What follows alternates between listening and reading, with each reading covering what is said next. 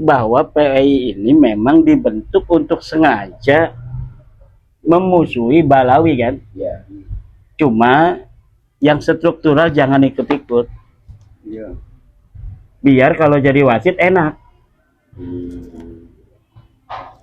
Ya kan? Ya. Itu Ya. yang dibentuk untuk menjalankan permusuhan terkait nasab kan? Ya, betul. Jadi bukan yang lainnya. Terkait masalah nasab. Terkait masalah nasab, ya memang kita memusuhi karena mereka memaksa ingin diakui sebagai cucu Nabi, padahal mereka bukan cucu Nabi. Ingin diakui sebagai orang Arab, padahal DNA mereka bukan orang Arab. Ingin dimuliakan oleh orang Indonesia, oleh masyarakat Jawa Nusantara, padahal mereka bukan orang mulia. Mereka ingin dianggap sebagai pahlawan, padahal mereka tidak ikut berjuang. Lah, tentu kita harus memusuhi, dan kata permusuhan itu bukan kata-kata jelek. Siapa yang dapat membuktikan bahwa Ubaid itu makamnya di Husaisah, makamnya di Yaman lah. Apa tuh namanya kampung Bor, apa kampung Husaisah? Ahmad bin Isa di Husaisah. Tidak ada, kecuali hanya rekayasa belaka, rekayasa sejarah yang diciptakan di abad 9 Hijriah. Kan Ahmad bin Isa adanya 345 Hijriah. Ubaid 383 Hijriah. Sebelumnya tidak pernah ada kuburan di situ sampai beratus-ratus tahun. Kemudian pada 895 Hijriah baru disebutkan dia wafat di Yaman, dimakamkan di Yaman. Sebelumnya tidak ada. Jadi apa namanya itu makam-makam palsu yang sekarang ini muncul dengan nama-nama masa lalu tanpa ada sejarah sebelumnya itu telah terjadi di Yaman pada abad ke-9 itu. Sekarang ini akan diulang di Indonesia. Berhasilkah dia? Kalau di Yaman mungkin udah berhasil dia kan. Karena yang dihadapi bukan cucu daripada Ken Arok dan Raden Wijaya. Bukan cucu Sunan Gunung Jati yang ada di Yaman. Tapi di Jawa ini yang dia hadapi cucu Sunan Gunung Jati. Yang dihadapi cucu Sultan Hasanuddin. Yang dihadapi cucu Sultan Amangkurat Sultan Agung. Gak bakal bisa dia. Akan dihadapi oleh cucu-cucu para raja-raja di Nusantara. Gak bakal bisa. Rencana dia seperti di Yaman, yang dapat mengalahkan orang Yaman secara spiritual pada abad 9, tidak akan pernah terjadi di bumi Nusantara ini. Amin. Nah, dia orang Roy, dan Ahmad bin Isa ini anak-anaknya di Roy. Muhammad itu anaknya di Roy. Cucu-cucunya di Roy semua. Jadi Imam Fakhruddin Ar-Razi ditanya, Kiai Ridho, kakeknya anaknya berapa? Oh, ini catatan dari ayah kami ada 3. Muhammad, Ali, Husain. Ada yang bertanya, dari mana Imam Fakhruddin Ar-Razi mengetahui anaknya cuma 3?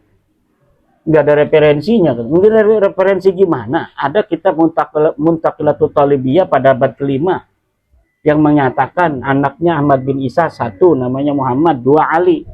Husain nggak disebutkan. Kenapa tidak disebutkan?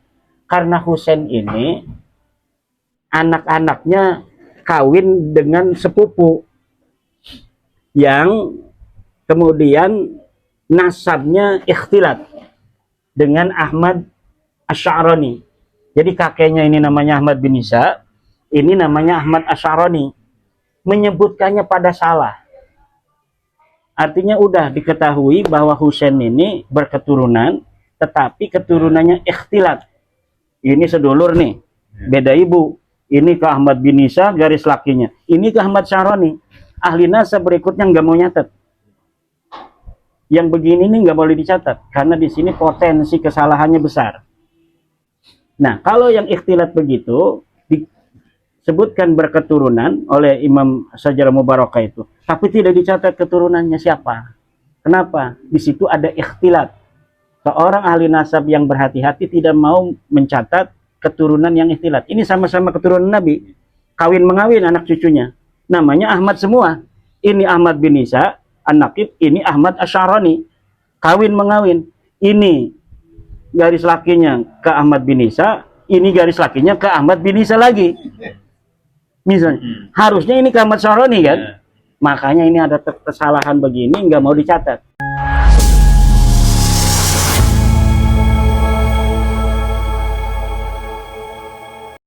Assalamualaikum warahmatullahi wabarakatuh. Waalaikumsalam. Bismillah, alhamdulillah, wassalatu wassalamu ala rasulillah wa ala alihi wa sahbihi wa man walah. La hawla wa la quwata illa billah. Rabbi syrah li sadri wa yassir li amri wahlul 'uqdatan min lisani yafqahu qawli. Para pemirsa yang berbahagia, pada malam hari ini kita rawuhan yang terhormat Maulana Kiai Haji Imaduddin Al-Bantani juga dirawuhi oleh para kesepuhan, para tokoh masyarakat, para tokoh Nahdliyin Kabupaten Purbalingga yang mudah-mudahan senantiasa mendapatkan rahmat, mendapatkan hidayah, mendapatkan taufik dari Allah Subhanahu wa taala. Janji Allah, wal akibatu lil muttaqin. Happy ending untuk orang-orang yang bertakwa kepada Allah Subhanahu wa taala. Sehingga mudah-mudahan yang hadir di malam hari ini mendapatkan pertolongan Allah Subhanahu wa taala. Amin. Para pemirsa yang budiman,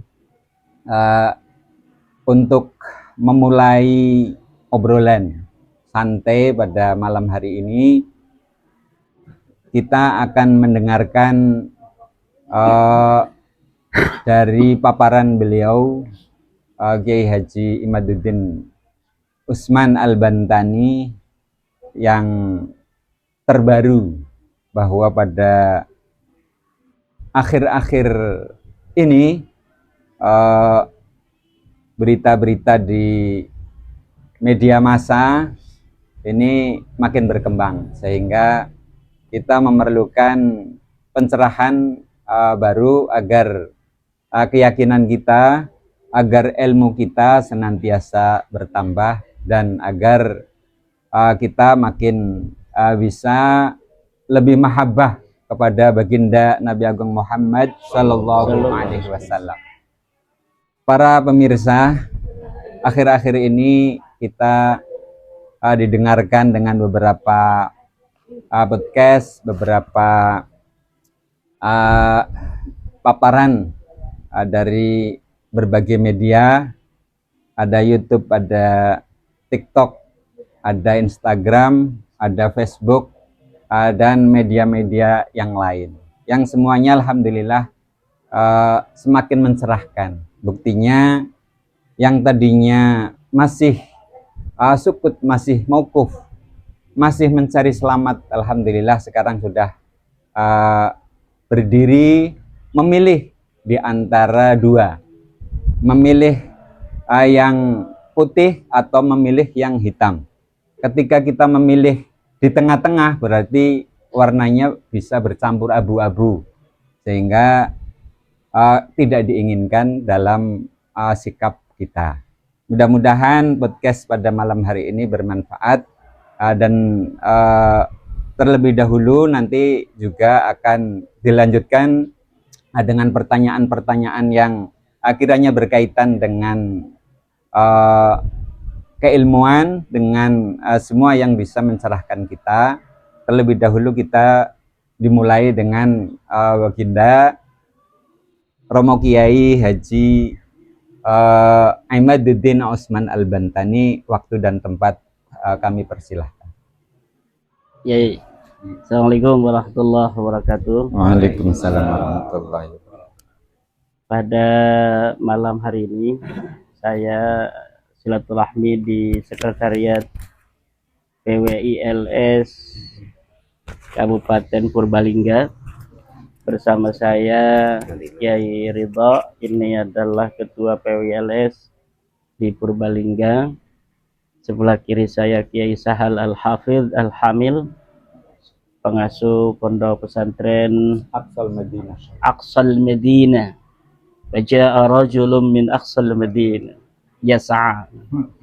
Ada Kiai Khatib, ini mantan Ketua Tanfidiyah PCNU Purbalingga 2 periode, sepuan PCNU di Purbalingga. Juga ada Kiai Ilyas, Kiai Nur Khalis, mantan Syuriah 4 periode di PCNU Purbalingga. Ada Dr. Tolha sebagai akademisi yang juga merangkap malam hari ini sebagai moderator. Sebenarnya acara silaturahmi ini saya pengennya ngopi-ngopi aja, ngobrol-ngobrol santai, tapi permintaan dari para kesepuan ingin saya pada malam hari ini juga memberikan sedikit pencerahan tentang hal-hal baru, tentang terputusnya nasab Ba'alawi Habib ini kepada Rasulullah Muhammad SAW. Sebenarnya ini sudah lama selesai Pak Dr. Tolha, karena memang Balawi ini sudah terbukti tarikhian wa nasabiyan wa genealogian, DNA-ian itu sudah laisu min dzurriyyati Rasulillah sallallahu alaihi wasallam. Mereka sudah jelas bukanlah keturunan baginda Nabi besar Muhammad sallallahu alaihi wasallam. Hanya ada framing gitu kan yang sekarang ini masih tersisa. Selebihnya juga ada usaha-usaha yasa gitu kan, mendekati para kiai-kiai. Paling itu saja yang dapat dilakukan oleh mereka.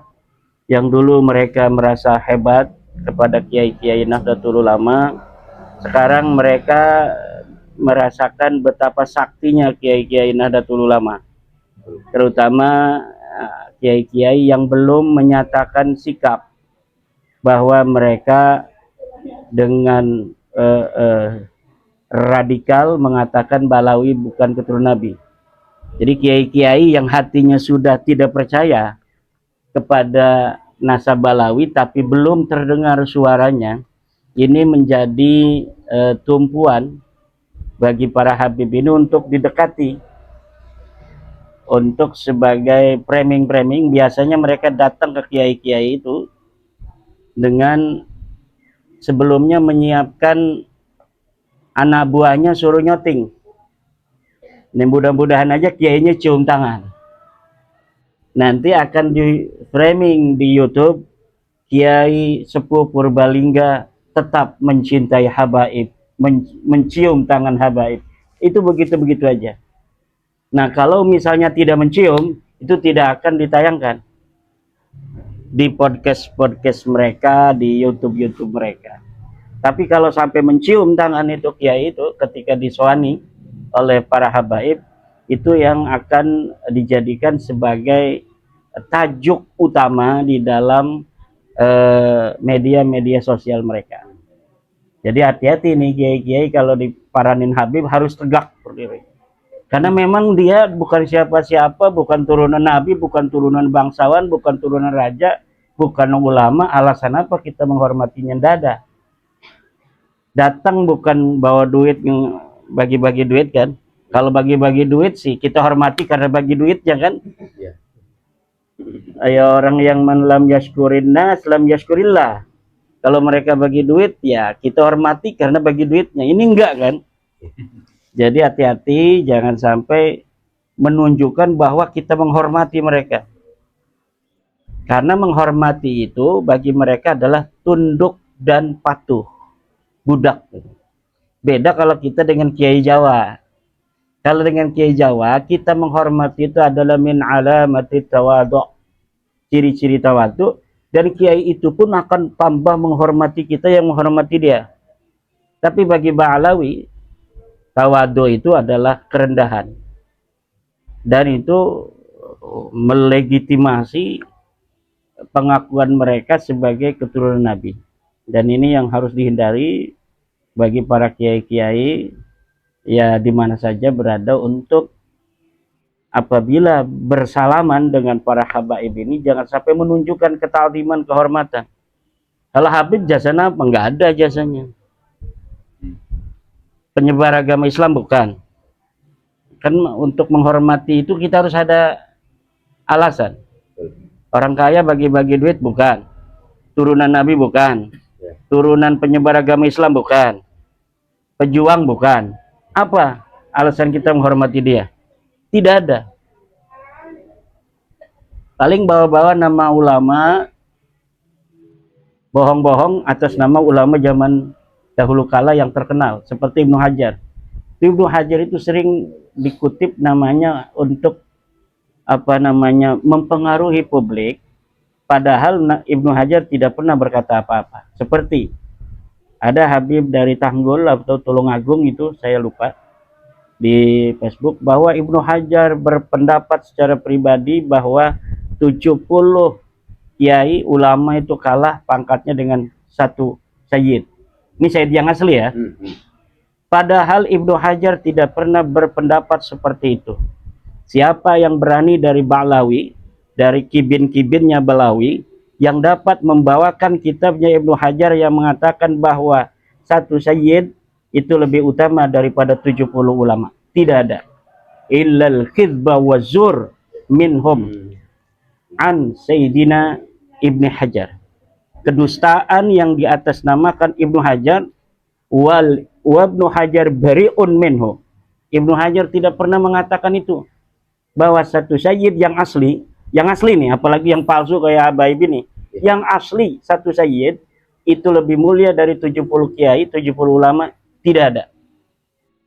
Siapa yang dapat membawakan kitab Ibnu Hajar yang mengatakan itu, falyatini bidzalikal kitab, tidak akan bisa menemukan, karena itu hanya kedustaan yang dikutip oleh kitab-kitab mereka, terutama kitab Zain bin Smith, bahwa Ibnu Hajar mengatakan bahwa satu sayyid keturunan Nabi itu lebih mulia dari 70 ulama. Itu adanya di kitab Balawi, katanya yang ngomong Ibnu Hajar. Ibnu Hajar tidak pernah mengatakan itu. Siapa yang berani membantah saya, silakan bawa kitabnya, perlihatkan kitab apa Ibnu Hajar yang mengatakan satu sayyid itu lebih mulia dari 70 ulama. Tidak ada. Itu kedustaan yang disebarkan oleh kaum Balawi, yang nanti kaum Balawi itu akan mengatakan sayyid itu kami. Padahal satu proposisi qadiyah muda'a bahwa 70 kiai itu kalah dengan satu sayyid itu juga itu tidak ada. Yang kedua, kedustanya nanti sayyidnya akan atribusikan kepada mereka. Nah, ini kedustaan keduanya. Jadi itu tidak ada. Kemudian tentang Ibnu Hajar, bahwa di dalam kitab sabatnya Ibnu Hajar itu menyebutkan silsilah gurunya, bukan gurunya Ibnu Hajar. Al-Idrus itu yang disebutkan di dalam kitab sabatnya Ibnu Hajar, in sahha hadal kitab, bahwa Ibnu Hajar tidak pernah bertemu dengan Abdullah Al-Idrus itu. Ibnu Hajar menemukan muridnya di Mekah yang membawa kitab. Kitabnya ada silsilah. Kebetulan Ibnu Hajar itu sedang menulis kitab sabat. Kebanggaan ulama zaman dulu itu kalau mereka mempunyai sanad yang begitu banyak. Akhirnya muridnya ini diminta oleh Ibnu Hajar, bolehkah saya masukkan sanad-sanad guru kamu itu di dalam kitab saya? Dan bolehkah saya bersanad kepada dia? Langsung, tidak melalui muridnya ini. Dan itu disebutkan oleh Ibnu Hajar dalam kitabnya itu. Ibnu Hajar mengatakan, wa in lam alqahu, walaupun aku belum pernah bertemu dengannya. Nah, jadi ada kitabnya. Jadi Balawi punya kitab namanya Al-Juz'ul Latif. Kitabnya dibawa ke Mekah. Dan hampir seluruh kitab itu dinakal oleh Ibnu Hajar. Hanya ganti tarkibnya aja, dari lafadznya yang berbeda.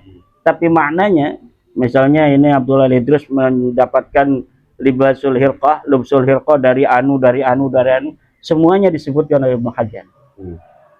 Itu menandakan bahwa Ibnu Hajar itu tidak merasa penting untuk meneliti nasab.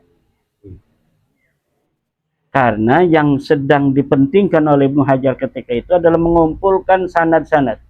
Karena di dalam kitab sahabat Ibnu Hajar itu pertama kitab hadis. Seluruh guru-guru hadis Ibnu Hajar itu dicantumkan dalam kitab itu.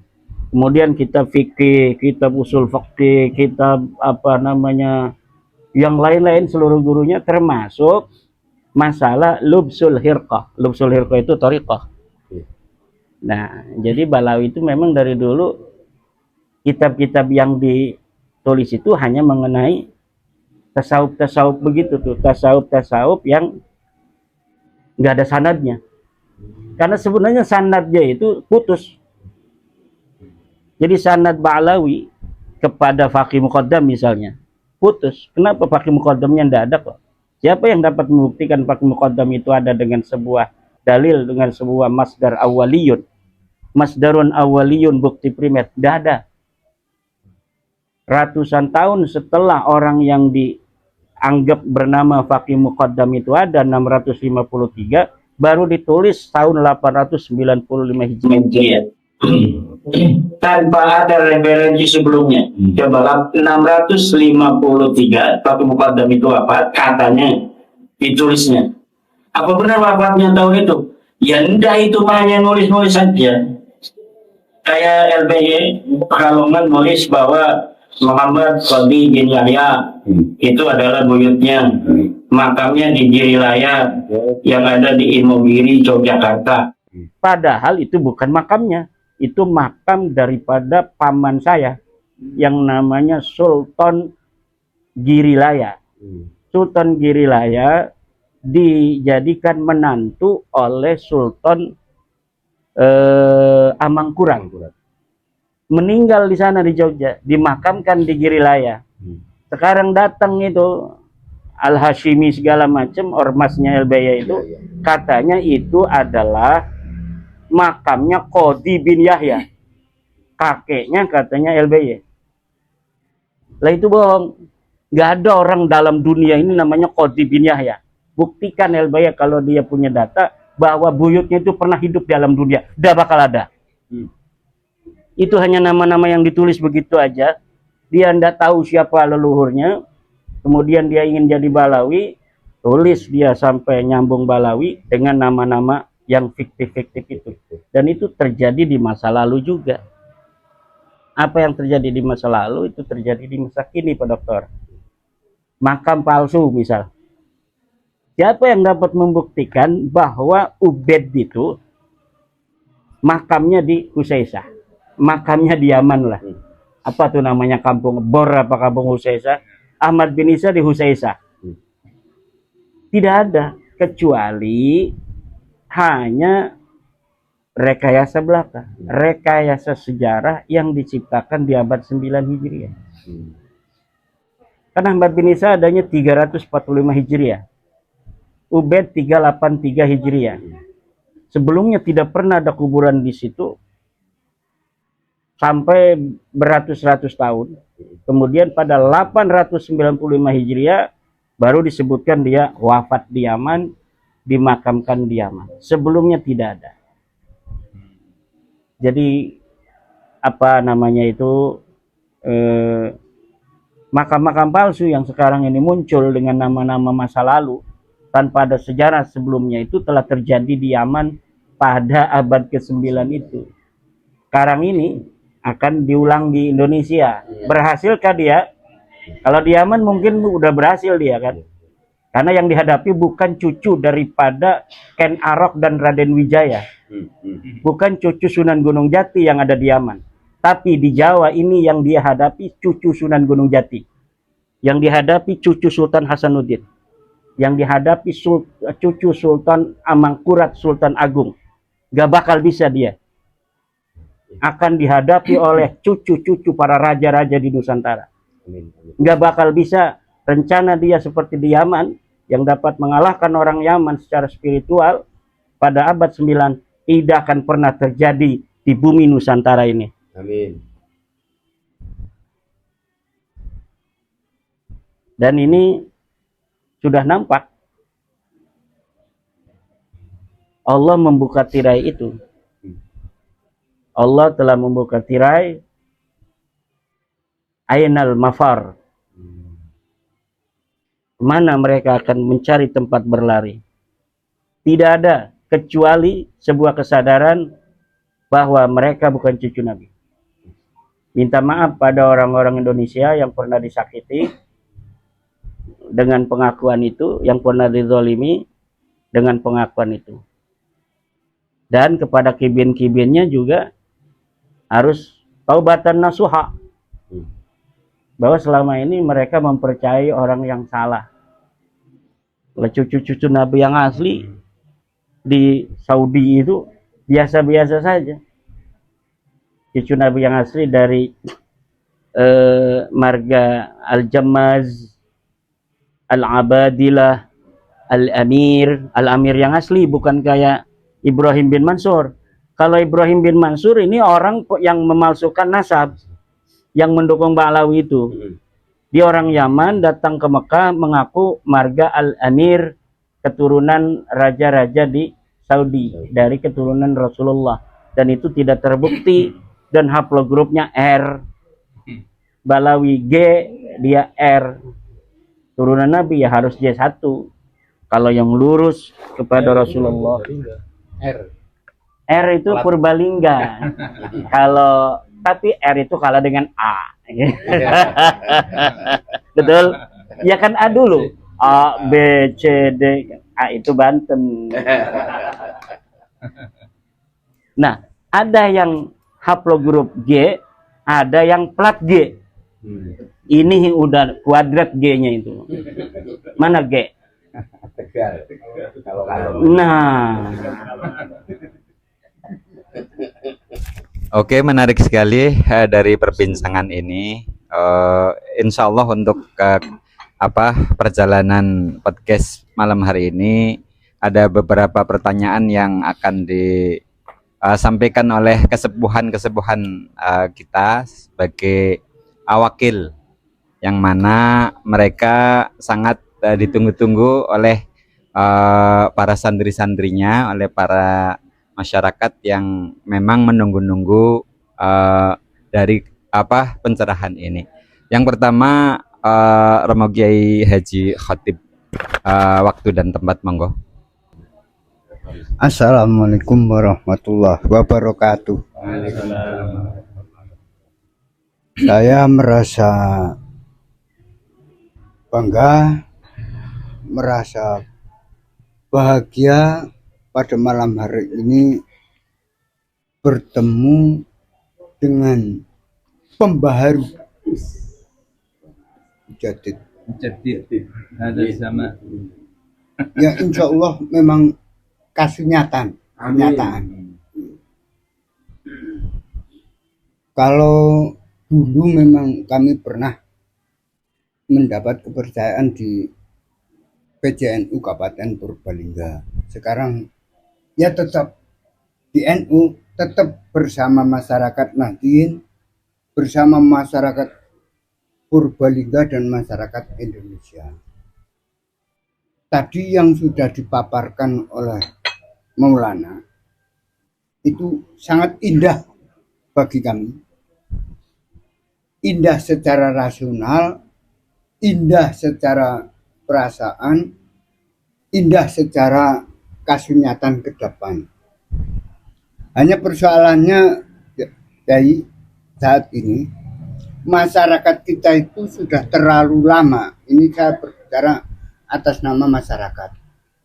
Sudah terlalu lama mulai zaman pemerintah Belanda penjajah, kemudian bersambung, kita itu selalu dinabobokkan oleh upaya-upaya baik Belanda, kemudian feodal, kemudian oleh budaya-budaya asing.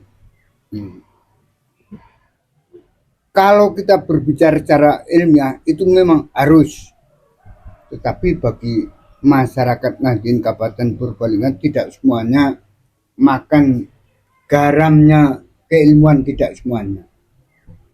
Untuk bergerak mengikuti arus keilmuan ini memang diperlukan proses yang agak panjang.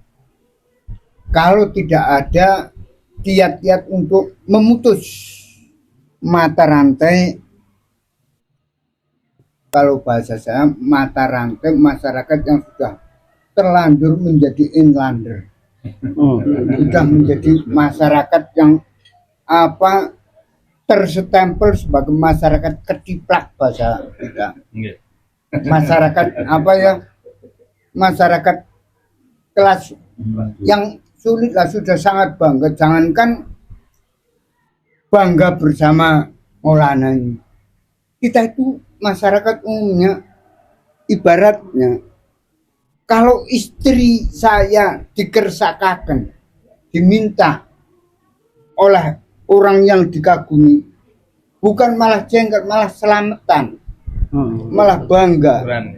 Itu cermin masyarakat kita. Sehingga untuk tadi kiat-kiat yang disampaikan Maulana ini kan ranah keilmuan. Masih ada jurang pemisah antara ranah keilmuan dengan ranah pembebekan. Ranah kebiasaan. Nah ini memang kira-kira untuk menjembatani kiat keilmuan dengan kiat pembebekan ini barangkali ada pencerahan baru. Nah, kalau bagi kami itu memang ya model silaturahmi tadi yang sudah disampaikan, model silaturahmi tokoh-tokoh keilmuan, ilmu apapun, terutama para kiai itu ya, karena nyun sewu para pemilik ilmu, otoritas keilmuan ya termasuk kiai itu sendiri masih berpikir beralih dari berpikir rasional keilmuan dengan apa yang sudah terbiasa terjadi. Kalau tadi dunia hitam, dunia putih, tengah-tengah dunia abu-abu ini. Karena yang hitam dan abu-abu ini sudah sangat kental, untuk ditarik menjadi ke wilayah putih ini kan butuh kiat-kiat. Kami yang di lapangan, di masyarakat ini, ya secara keilmuan, oke. Saya 100% percaya, 100% dengan model dan metode keilmuan ini ya, tapi membawa masyarakat yang ya bukan masyarakat yang tidak pintar, termasuk yang pintar-pintar itu juga karena sudah terbiasa enjoy, biasa penak, sudah dekat ini, memang harus ada kiat-kiat baru di wilayah teman-teman yang di daerah-daerah ini. Nah, untuk yang semacam ini menurut Maulana kira-kira harus seperti apa kami yang di lapangan, selain tadi jalur keilmuan, kemudian jalur katakanlah struktural KNU-an. Karena struktural KNU-an ini juga orangnya kan macam-macam, jangankan warganya. Struktural pun ada yang sudah terbiasa berpikir keilmuan, ada yang hanya manut-manut saja. Tapi berapa persen orang nyun sewu di lapangan itu setingkat di anak ranting itu ya sampai ke MBC. Saya tidak berani sampai ke cabang atau wilayah.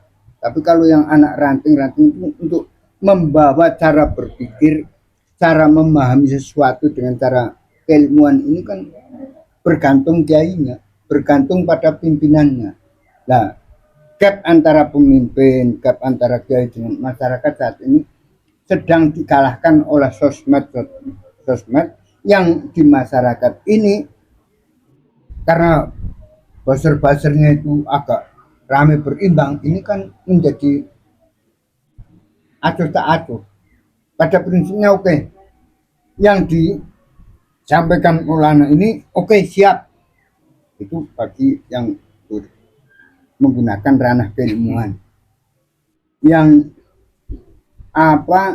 katakanlah pengurus-pengurus di PBI mereka paham, tapi masyarakat awam ini yang harus kita carikan kiat supaya lebih memahami dan cepat bisa memotong yang semacam ini. Nah, itu saja. Nanti dulu Yai Khatib, sebelum saya jawab itu terkait dengan apa namanya, kan tadi menyebut ada MWC, ada ranting NU kan. Kan sekarang udah ada surat itu dari PBNU untuk pengurus-pengurus NU di setiap tingkatan. Kalau Yai Khatib sebagai mantan ketua PCNU 2 periode, bagaimana pandangan dan secara pribadi Yai Khatib? Oh ya, karena saya tidak berkapasitas mewakili PC, maka Pribadi. Bagus itu surat instruksi. Bagus. Andai kata ada pada frase yang berlawanan dengan PBLS itu jelas, itu menjadi sangat jelas. Itu kan ada frase yang misalnya supaya tidak bahasa saya cawe-cawe pada PBLS, tapi yang satu lagi frase berikutnya itu kan yang bertentangan dengan PWILS. Itu kan yang menjadi kabur. Insya Allah masyarakat juga tidak paham. Insya Allah masyarakat tidak paham. Masyarakat itu umumnya paham itu dari sosmed, bukan instruksi yang sampai ke ranting. Ketidakpahaman ini kan ya kembali lagi apa biasanya saja yang biasa. Jadi sekarang apa persoalan-persoalan kita, kalau pandangan saya bagus bagi yang memahami. Sayangnya frase-frase tadi itu yang tidak berimbang. Ya, saya memahami dari jauh karena yang menandatangani surat itu pun antara hati dan pikirannya menurut saya ini kan kalau diterjemahkan menjadi suudon lagi. Saya hanya berdasarkan membaca teksnya itu ada kegamangan yang tanda tangan, ada kegamangan untuk memperjelas frase-frase ini, sehingga apa pemahaman siapapun yang membaca itu kalau tidak emosional itu menjadi gamang. Artinya substansi instruksi itu juga menggamangkan siapapun, apalagi ya siapapun itu. Kalau kita membaca teksnya, ya kembali lagi tadi ada frase yang supaya tidak cawe-cawe dengan PWLS, tapi juga yang jangan sampai ikut ke belah sana juga gitu kan. Ya, lah itu mestinya supaya imbang, diperjelas sekalian apa yang dimaksud itu Balawi, apa muhibinnya, apa siapa lah. Ini persoalan ini ya sudah lah, itu sudah terjadi dan itu sudah baca. Makanya bersyukurlah bahwa instruksinya bunyinya begitu. Yang klausul 1, 2, 3 itu bagus-bagus, tapi yang di frase itu yang ya saya kira memang si penandatangan itu juga antara hati dengan kenyataan dan pikirannya juga. Iya kan, di frase ketiga itu jelas yang membawa-bawa nama Rasulullah kan. Ya. Yang selama ini membawa nama Rasulullah kan Balawi kan. Ya. Iya itu. Itu kan butuh tafsir. Iya. Nah butuh tafsir orang yang mudeng, masyarakat kan enggak mudeng. Coba di sini ada mantan Rois juga ini untuk bisa. Oh masih sekarang? Masih. Menurut Rois Surya PCNU di Purbalingga tentang instruksi dari orang tua kita itu bagaimana? Instruksi dari PB itu saya kira yang saya lihat itu nggak ada yang merhatiin. Ya biasa ya, jalan-jalan biasa saja, nggak ada ya seperti Pak Atik, banyak yang nggak mudeng, nggak ngefek. Ya. Ya kemudian tentang itu tadi yang dikatakan bahwa 70 ya yang alim itu lebih rendah dibanding Habib yang Bodoh. sekalipun bodoh yang maksiat. Itu saya sebagai orang awam pun sebenarnya janggal, karena satu, ada laisa syai'un azza minal ilmi, tidak ada sesuatu yang lebih utama dibanding ilmu. Kemudian kami sebenarnya sudah sangat lama ini Kiai, tentang ketidakpercayaan bahwa para Habib itu cucu Rasul, tapi kan nggak berani karena belum ada penelitian nasab. Sehingga kecurigaan saya, masa sih cucu Rasul segitu jeleknya ngomongnya, kemudian Rasulullah itu senengnya memberi, kok ini yang ngaku-ngaku cucu Rasul kok senengnya minta-minta. Ini sebenarnya sudah sangat lama kami nggak percaya itu, cuman karena takut kewalat itu tadi, ya lebih baik husnudon lah dulu. Kalau sekarang kan ya sudah ada penelitian, sudah ada tes DNA dan sebagainya, kan sebenarnya nggak boleh kita husnudon. Oleh karena itu saya sangat bersyukur dengan tampilnya Kiai Imad untuk membedah nasab alam ini, sehingga kami yang dulu sering didawir, ya, kami juga merasakan korban ini, walaupun sih tidak seperti diminta alfa dan sebagainya, tetapi alhamdulillah kami sekarang juga merasakan sudah nggak lagi ada yang dawir-dawir. Mungkin itu kami sampaikan untuk Sekarang Yai Sahal pandangan. Tidak apa-apa tadi. Masalah orang tua kita itu ngasih surat itu kan menurut Yai Khotib bagus. Tapi warga NU nggak ngerti juga kemana arahnya kan. Orang tua kita dari Suriah juga sama seperti itu. Yang jelas bagi beliau itu dari sisi akhlak tadi, masalah 70 kiai ku kalah dengan seorang Habib itu yang menjadi fokus dan lensa utama beliau. Nah, kalau dari Kiai Sahal yang mempunyai pandangan agak lebih muda kan dari generasinya ini, tokoh NU Purbalingga yang agak muda, coba gimana? Tokoh ini masih ini. Kalau saya kan masih banser, masih muda kan. Enggak ya. Ya, terima kasih ini pada beliau Yai Imaduddin, dan alhamdulillah saya bersyukur bisa langsung bermuajahah dengan beliau, sekaligus niat tabarukan Kiai. Mudah-mudahan pertemuan kita pada malam hari ini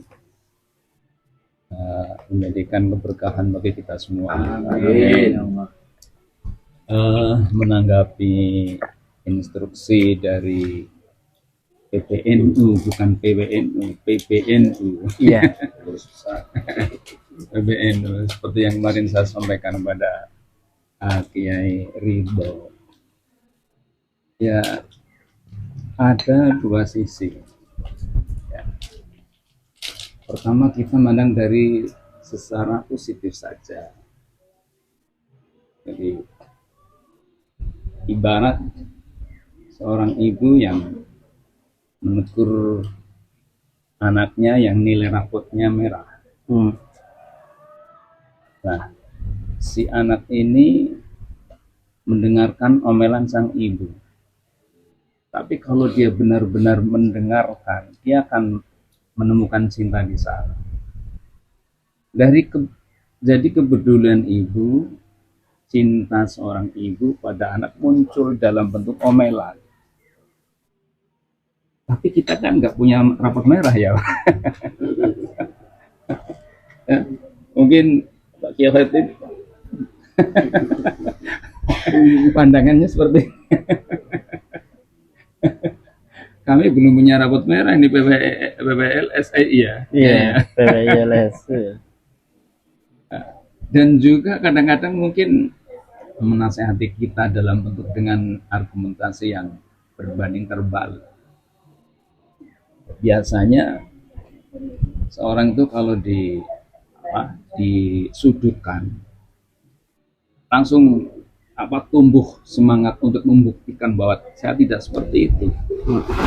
Ya, kata seneng ya. Oke. Jadi seperti teman saya dulu itu dari Pekalongan ketika mau mondok ke Kalibeber, itu ketika berangkat mau mondok oleh tetangganya itu diejek. Lah, mondok sih mau primen uripe. Primen kemasuk depannya mending mondok. Akhirnya dia tumbuh semangat. Saya jangan sampai kalah dengan anak-anaknya dia.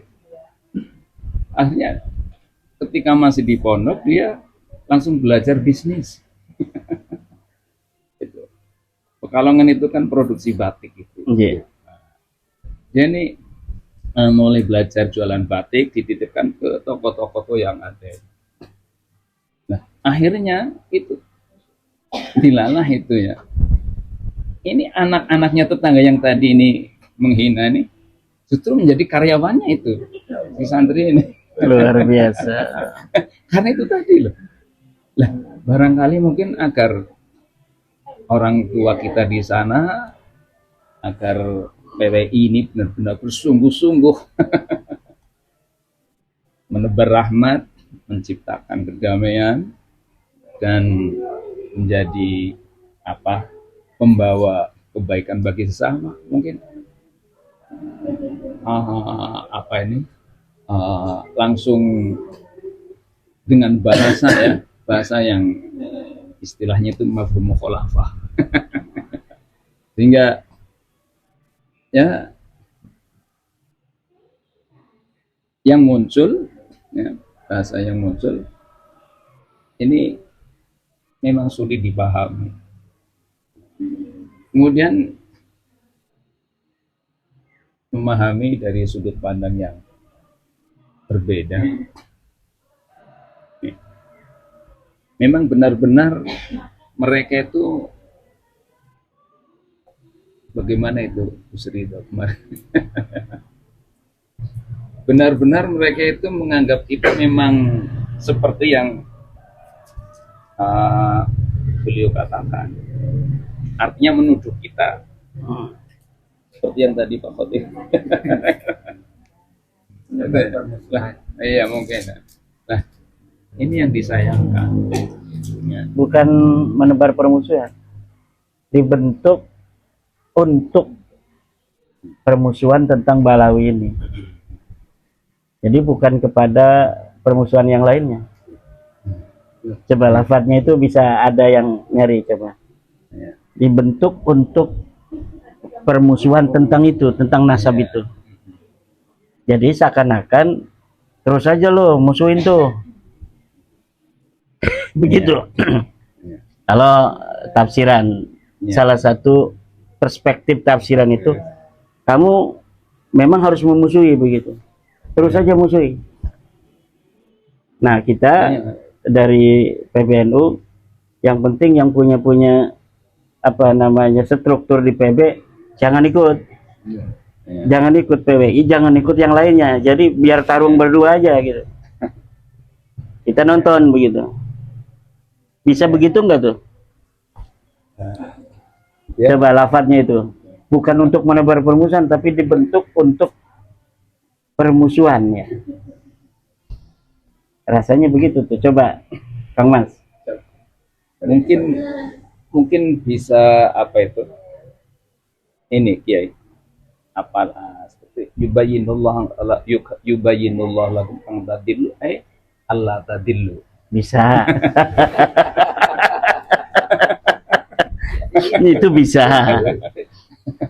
Ada juga la uqsimu bihadal balad uqsimu bihadal balad. Terus tentang puasa itu kan ada juga yang ada lahnya tapi nggak ada. Walladzina yutiqunahu itu walladzina fidyatu ta'am miskin la yutiqun. Itu tafsir. Namanya sebuah teks. Ketika teks itu sudah dibuat, maka teks itu milik publik. Itu dalam ilmu pengetahuan kan begitu. Orangnya masih hidup pun harus dianggap sudah meninggal, bahwa the author is dead, bahwa penulis itu sudah mati. Artinya bebas pada siapapun ketika sudah ada sebuah tulisan seseorang, apakah tentang sebuah tesis, kesimpulan ilmiah, apakah tentang surat, kita bebas untuk menafsirkannya. Kecuali ada penafsiran ulang yang menjelaskan tentang kesetujuan dari tafsiran itu ataupun tidak dengan sebuah namanya itu tingkatan yang sama. Kalau tingkatan itu ditandatangani oleh 4 pengurus PB, maka tafsirannya harus ditandatangani 4 pengurus PB. Tidak boleh tafsiran itu hanya diucapkan misalnya oleh Gus Yahya, maksud dari surat itu begini. Tidak bisa, karena surat itu sudah dibaca publik dan terserah publik untuk menafsirkannya. Adapun kalau ada tafsiran daripada surat itu harus memiliki tafsiran yang sepadan dalam tingkatan, yaitu harus ditandatangani juga oleh 4 orang pengurus inti daripada PBNU itu. Gimana, Kang? Ya, siap. Coba poin ketiga. Poin ketiga, setiap fungsionaris, pengurus dan kader Nahdlatul Ulama berkewajiban menjaga dan menegakkan hak dan martabat segenap warga tanpa kecuali. Nahdlatul Ulama tidak dapat mentolerir sikap, perilaku dan ucapan siapapun dan dari pihak manapun yang menyimpang dari nilai-nilai syariat, adab serta persatuan dan kesatuan bangsa. Lebih-lebih dengan menyalahgunakan kemuliaan Rasulullah SAW. Namun demikian, kesalahan dan penyimpangan yang dilakukan oleh orang perorangan tidak boleh dijadikan dasar untuk mengorbankan pertentangan dan permusuhan mengobarkan pertentangan dan permusuhan antar kelompok. Tuh, udah jelas poin ketiga maksudnya ke siapa itu? Balawi. Cuma PBNU berpesan dalam poin ketiga itu, walaupun demikian mereka selalu membawa-bawa nama Rasulullah, anggap aja oknum-oknum itu, dan jangan sampai PWI mengobarkan apa? Mengorbankan pertentangan. Mengobarkan pertentangan. Itu berarti PBNU itu menginsafi, mengiyakan adanya penyimpangan-penyimpangan dari oknum-oknum itu. Dalam tanda kutip, menurut PBNU masih oknum-oknum, walaupun oknumnya terlalu banyak katanya. Yang kata lagi satu kiai, yang baik itu Balawi mah oknum.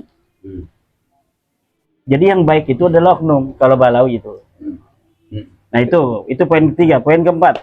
Poin keempat, setiap fungsionaris, pengurus dan kader Nahdlatul Ulama berkewajiban mencegah perpecahan, tafarruq, dan mendamaikan pertentangan, islah dan lain, serta melepaskan diri dari keterlibatan dalam pertentangan mengenai nasab, baik dari keikutsertaan dalam silang pendapat yang meninggalkan adab maupun dari keikutsertaan dalam perkumpulan dan atau organisasi yang sengaja dibentuk untuk menjalankan permusuhan terkait masalah nasab.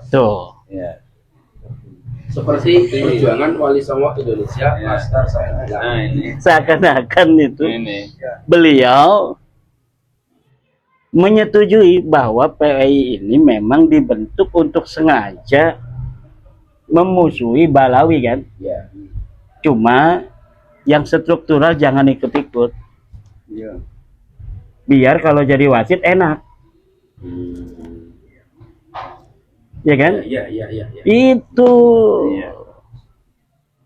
yang dibentuk untuk menjalankan permusuhan terkait nasab kan? Betul. Jadi bukan yang lainnya. Terkait masalah nasab. Terkait masalah nasab. Ya memang kita memusuhi karena mereka memaksa ingin diakui sebagai cucu Nabi padahal mereka bukan cucu Nabi. Ingin diakui sebagai orang Arab padahal DNA mereka bukan orang Arab. Iya. Ingin dimuliakan oleh orang Indonesia, oleh masyarakat Jawa Nusantara, padahal mereka bukan orang mulia. Mereka ingin dianggap sebagai pahlawan, padahal mereka tidak ikut berjuang. Lah, tentu kita harus memusuhi, dan kata permusuhan itu bukan kata-kata jelek. Al-Quran, Allah sendiri kan mengatakan tentang bahwa ada musuh-musuh Allah. Ada Allah, aduwullah, asyaitanu aduwun. Ya kan? Fattakhiduhu aduwa. Jadi malah Allah juga memerintahkan kita untuk menjadikan setan sebagai musuh. Jadi permusuhan dengan setan itu sesuatu yang sah dan bukan yang jelek. Ya cuma kan terutama dari Banyumas kan, langsung marah aja. Ini saya Anda terima. PWI disebut dibentuk untuk permusuhan. Nanti dulu. Lah dan bahasa Al-Quran, bahasa hadis juga ada tentang permusuhan. Dalam hadis kursi, man ada li waliyan faqad adantuhu lil harbi. Siapa yang memusuhi kekasihku, kata Allah kan, faqad adantuhu lil harbi, maka aku umumkan baginya peperangan. Nah berarti Allah memusuhi dia kan, karena dia memusuhi kekasih Allah. Jadi kata permusuhan, misalnya PWI dibentuk untuk permusuhan, itu bukan konotasi negatif untuk PWI, tetapi itu adalah justifikasi dari PBNU bahwa memang kalau PWI dibentuk sebagai organisasi untuk menjalankan permusuhan terkait nasab itu. Karena nasab itu tidak terbukti secara ilmiah, wajib dimusuhi. Aladul khisam. Aladul khisam itu wajib dimusuhi. Teruskan permusuhan itu sampai mereka mengakui bahwa mereka bukan cucu Nabi. Benar tafsir saya. Tafsirnya Yai Khotib ini betul. Dan saya juga pernah menafsirkan itu di sebuah podcast. Lalu dari salah satu anggota PB dari Tanfid, dia bukan yang dana tangan, wakil-wakil lah, kan banyak wakilnya itu. Ya Imad, saya bingung ditanya oleh MWC, oleh PC di bawah. Saya pakai tafsirnya Kiai Imad itu katanya. Itu pengurus PB-nya loh. Jadi pengurus PB ada yang ditanya tentang instruksi itu, dia bingung jawabnya. Akhirnya dia melihat saya di sebuah podcast menafsirkan instruksi itu, dan pengurus PB itu menggunakan tafsir saya sebagai jawaban untuk MWC. Begitu. Ya jadi kalau kita mau husnudzon seperti itu.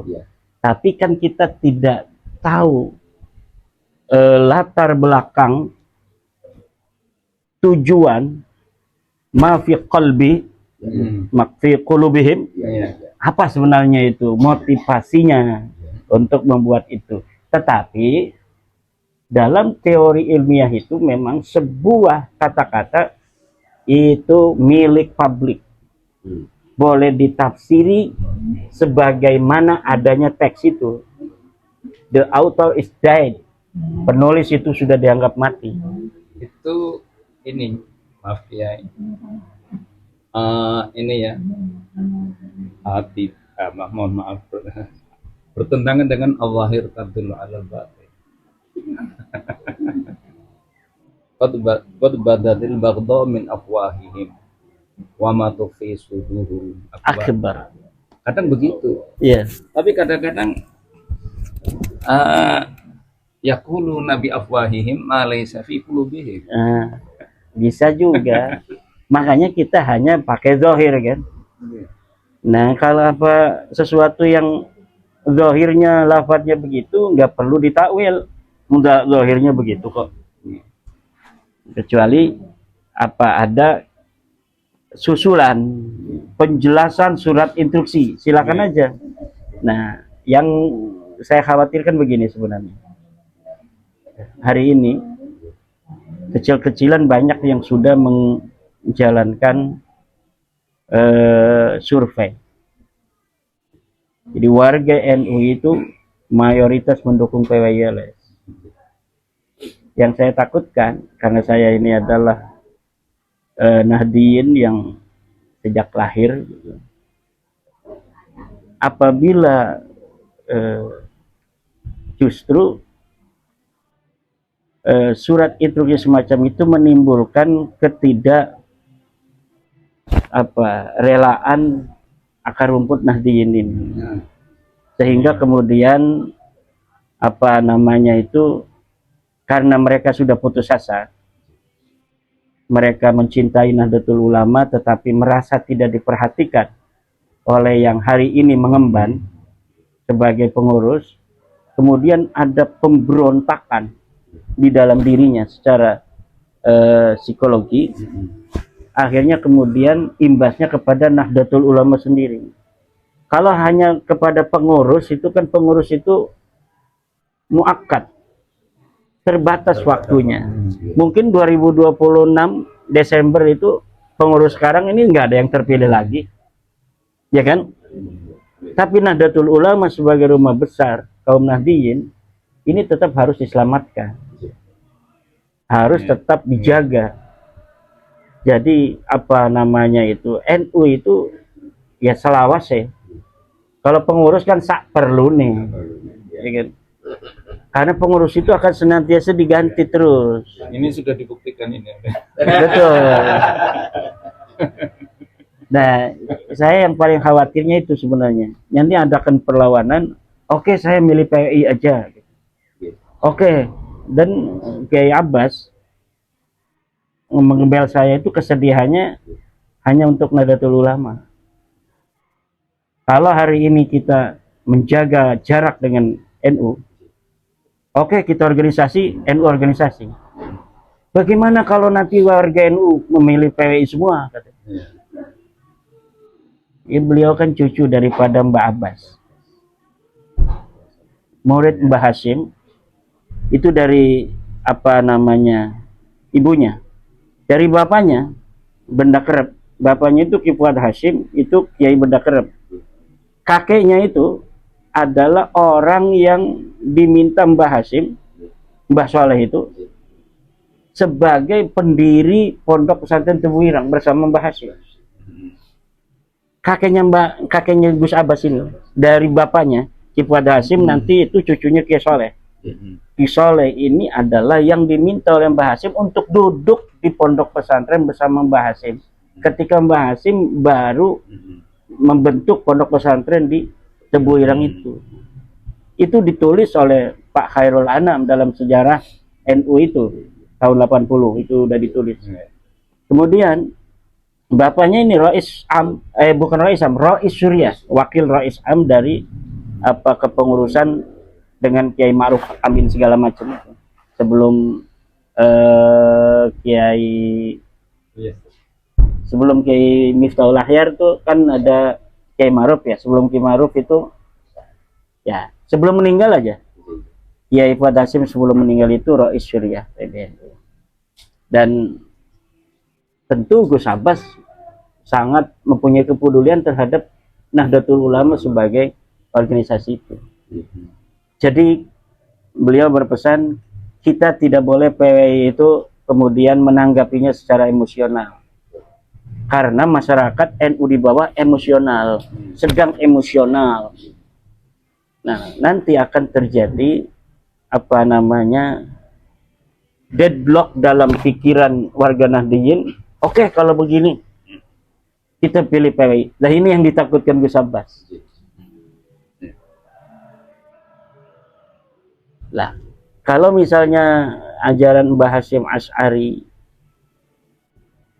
ajaran para pendiri itu diterjemahkan ke dalam apa yang sekarang terjadi, nah orang bisa melihat mana yang lebih mirip dengan ajaran Mbah Hashim, mana yang lebih mirip dengan ajaran Mbah Bisri, Mbah Wahab Hasbullah, dan yang lain-lain, Mbah Raden Asnawi Kudus, dalam menjaga kehormatan dan kemuliaan daripada ulama. Bukankah Nahdlatul Ulama ini salah satunya motivasi dibentuknya Nahdlatul Ulama adalah ulama-ulama pesantren tradisional itu tidak mendapatkan tempat.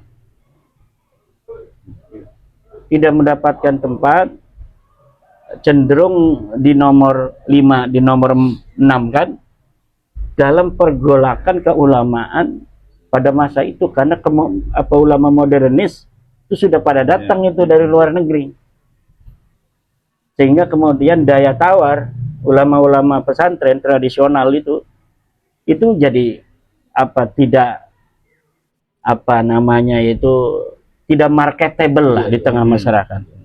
Akhirnya dibentuk sebuah kebangkitan ulama-ulama tradisional itu sebagai upaya untuk menaungi para ulama, kemudian dapat juga memberikan sumbangsi terhadap peradaban dunia, kaitannya misalnya tentang Komite Hijaz, usulan bagaimana Kiai Wahab Hasbullah, Kiai Syekh Ghanaim datang ke Raja Saud dan sebagainya. Nah, dengan adanya Nahdlatul Ulama itu kemudian kiai-kiai pesantren sejajar tuh dengan ulama modernis yang sudah terbentuk sebelumnya, Syarikat Islam, Muhammadiyah, Al Khairat, apa itu namanya, Jami'ul Khair ya, yang dari Arab segala macam. Jamiatul Khair. Kemudian menjadi sederajat karena sama-sama punya organisasi. Nah, kemudian sekarang terjadi banyak ulama dihina. Mbah Hashim dihina oleh Faisal Asgaf. Alwi Segaf siapa di Bogor itu menghina anak-anak yang aswaja, jangan masuk Banser, jangan masuk Ansor. Gus Dur katanya buta mata, buta hati. Seluruh hasil keputusan Muktamar dikritisi dengan tajam dan merendahkan dari para habaib itu kan. Mereka itu diam-diam aja. Tapi ketika sekarang ada anak-anak Nahdlatul Ulama yang bangkit untuk menjaga kemuliaan, kehormatan dari ulama-ulama mereka yang menurut para NU muda ini adalah perlu untuk dijaga kemuliaannya, kemudian ada ketidaklinieran daripada apa yang dipikirkan oleh Nahdliyin di bawah yang digelorakan oleh aktivis-aktivis NU di bawah dengan apa yang ada di atas. Nah, ini mungkin yang menjadi sebuah ketakutan Gus Abbas, adanya pemberontakan di bawah itu yang kemudian melahirkan sebuah sikap anti PBNU. Ini yang ditakutkan oleh Gus Abbas. Dan tentu kita menghormati kan, menghormati Gus Abbas, dan menurut saya memang itu tepat. Jadi mudah-mudahan tidak ada lagi instruksi yang menafsiri dengan tegas bahwa memang kami pendukung Balawi gitu. Misalnya ada, karena saya menafsiri, Kiai Khotib menafsiri seperti tadi kan, bahwa ini untuk menghajar Balawi, instruksi itu, kemudian turun lagi tafsiran penjelasan untuk instruksi yang kemarin bahwa kami PBNU mendukung Balawi dohiran wa batinan, dan yang memutuskan nasab Balawi bukan NU. Itu saya takutnya begitu. Kalau misalnya itu terjadi, wallahu alam apa yang terjadi dengan masyarakat NU di bawah. Menurut saya demikian. Coba mungkin dokter punya pandangan tentang hal itu. Mungkin mengingatkan kepada kita bahwa sebagai organisasi besar yang menaungi, melindungi, menyayangi warganya, kaum Nahdliyin yang menurut data statistik ini lebih dari 60 menurut statistik yang telah berlalu. Mungkin diharapkan orang-orang yang duduk di kepengurusan di struktural ini mengayomi. Namun ternyata masalah ini adalah tidak seperti yang dipikirkan. Maksudnya di bawah ini hanya ada dua. Di masyarakat ini ada dua, antara yang benar menurut ilmiah dan yang kedua itu benar tetapi hanya dugaan. Artinya ketika sudah lahir yang ilmiah, maka sebagai muslim ini mestinya mewajibkan diri untuk mengikuti yang ilmiah. Sehingga kalau tadi saya berkomentar bahwa yang ada sebenarnya kan antara putih dan hitam. Nah, ketika kita bersikap tengah-tengah mencari selamat, itu kan berdiri ya tidak putih ya tidak hitam. La ilaha ulai wala ilaha ulai.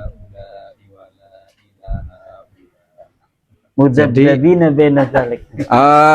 Maka dari itu mungkin menjadi pemikiran ulang, menjadi pertimbangan ulang bahwa yang terjadi di masyarakat itu tidak seperti yang dipikirkan oleh yang di pusat.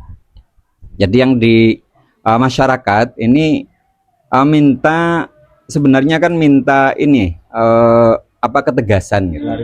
Klarifikasi tentang masalah ini, khususnya adalah nasab Bani Alawi. Dari saya mungkin itu, walaupun mungkin hanya sebagai gambaran, tetapi ini bisa menjadi pertimbangan lagi di pusat. Terima kasih. Ya, ini sebagai jawaban pribadi, nanti akan kita sambung lagi. Ya, kalau Kiai Khatib ya tentang lalu bagaimana cara kita di akar rumput, di warga Nadiyin yang dilakukan PWLS harusnya bagaimana kan? Yaitu kan terkait dengan metodologi dan metode dakwah, dan itu sudah diberikan metodenya oleh Allah. Ud'u ila sabili rabbika bil hikmati wal mau'izatil hasanah wajadilhum billati hiya ahsan. Itu metodologinya. Ud'u ila sabili rabbik bil hikmah ay bil ulumin nafi'ah awalan bidalaila wa barahin. Kemudian wal mau'izatil hasanah, dengan nggak perlu dalil, nggak perlu burhan. Kalau ini yang kedua ini bil mau'izatil hasanah, ini untuk orang awam yang dia nggak perlu dalil, nggak perlu bukti. Kenapa? Karena mereka tidak butuhkan itu. Dengan cara bil mau'izatil hasanah. Nah, karena dulu mereka itu juga mempercayai Balawi karena ikut kiainya, ya kiainya ngomong lagi, ternyata dulur-dulur itu Balawi bukan cucu Nabi. Boleh hormati Habib, tapi jangan hormati karena menganggap mereka cucu Nabi. Kalau mereka ada yang ngasih duit, hormati karena dia ngasih duit. Kalau mereka itu punya ilmu, hormati karena punya ilmu. Begitu aja. Jadi itu bil mau'izatil hasanah. Nah, yang tadi berarti termasuk mau'izah hasanah enggak itu, yang instruksi yang itu tadi? Instruksi yang poin ke itu 4. bisa lah, insya Allah bisa itu. Jadi kan kalau bil hikmah harus ada dalil. Iya. Itu tidak ada dalil kan? Tidak ada dalil. Tidak ada dalil, tapi membingungkan akar rumput. Iya, mungkin itu mau'izatil hasanah kan dianggapnya karena apa namanya itu anak-anak mereka kan dengan mau'izatil hasanah. Nah, kalau untuk yang ketiga ini wajadilhum billati hiya ahsan, ini adalah untuk yang ngeyel. Jadi mujadalah itu sebenarnya kan konotasi negatif. Dalam perspektif bahasa Arab, mujadalah itu adalah ifhamul khasmi wa ilzamuh min ghairi nadarin min ayyakuna haqqan aw batilan. Itu mujadalah. Bi khilafil munadharah. Kalau munadharah itu adalah li idharis shawab, untuk memperlihatkan yang benar. Wa ihqaqul batil. Wa ihqaqul haq wa ibtalul batil. Membenarkan yang benar, wa ihqaqul batil, dan wa ibtalul batil, dan membatilkan yang batil. Ihqaqul haq wa ibtalul batil. Nah, itu munadharah. Nah, kali mujadalah itu kan untuk menang aja. Tapi kenapa Allah menggunakannya wajadilhum? Itu namanya mimbabi musyakalah. Itu musyakalah. Karena mereka itu mujadalah, balas mujadalah lagi. Tapi mujadalahnya diikuti dengan qayyid billati hiya ahsan. Ya. Jadi billati hiya ahsan ini sebenarnya bukan mujadalah, tetapi munadharah. Nah, kalau misalnya itu hanya wajadilhum, nah itu berarti memang harus mujadalah, tapi tidak billati hiya ahsan. Apa itu al-mujadalah billati hiya ahsan? Al-munadharah li idharin as-shawab, untuk memperlihatkan yang benar, bukan hanya untuk ifhamul khasmi wa ilzamu, untuk membuat musuh kita kalah, untuk membuat musuh kita diam, bukan hanya itu. Iya, liyuhiqqal haqqa wa yubtilal batil itu. Atau tadi ihqaqul haqq wa ibtalul batil. Nah, ini kemudian lah sesuatu yang menjadi bahasan itu kan ada dua, ada yang nazari, istidlali, ada yang badihi, aksiomatik gitu. Kalau yang nazari, tajri al-munadharatu fih, memang bisa diperdebatkan karena dia nazari, sebuah analisa, perspektif. Tapi kalau yang badihi itu nggak usah dimunadharahkan, sesuatu yang jelas bahwa dua lebih besar dari satu. Ayo munadharah, nggak bisa dong, udah jelas itu badihi. Kopi ini pahit karena tidak ada gula, kita udah merasakan pahit. Nggak bisa kita munadharah dengan orang yang mengatakan ini manis, karena kita udah tahu ini pahit, ini badihi, ya kan? Dururi, bahwa yang namanya api itu panas, gak usah diperdebatkan. Nah, ini nasabah alawi putus itu udah badihi. Dari sisi ilmu nasab badihi. Kenapa bisa disebut badihi? Karena sudah yu'lamul wadi', diketahui siapa yang memalsukan. Tu'lamus sanatu, diketahui tahun berapa dia memalsukan. Nah, kemudian kita juga sudah mengetahui kitab-kitab yang masa lalu yang mengatakan anaknya cuma 3. Laisa fihi ibnun ismuhu Ubaidun, tidak ada nama anaknya Ubaid. Qala fihi al-Fakhrur Razi fi syajaratil mubarakah. Siapa yang tidak kenal al-Fakhrur Razi? Seorang imam besar ahli sunnah wal jamaah, seorang pakar tafsir yang mengarang kitab Mafatihul Ghaib. Kitabnya selemari nggak muat itu, harganya aja 3,5 juta. Kitabnya Imam Fakhrur Razi kan. Kemudian dalam usul fiqih beliau dikenal al-imam. Idza utliqal imamu fi usulul fiqhi fal muradu bihi al-Fakhrur Razi. Apabila dimutlakkan pemanggilan imam, itu yang dimaksud adalah Imam Fakhruddin Ar-Razi yang wafat 604, atau ada yang menyebutkan 606. Beliau mengarang kitab Asy-Syajaratul Mubarakah di tahun 597 Hijriah. Beliau tinggal di kota Roy. Ar-Razi itu orang Roy.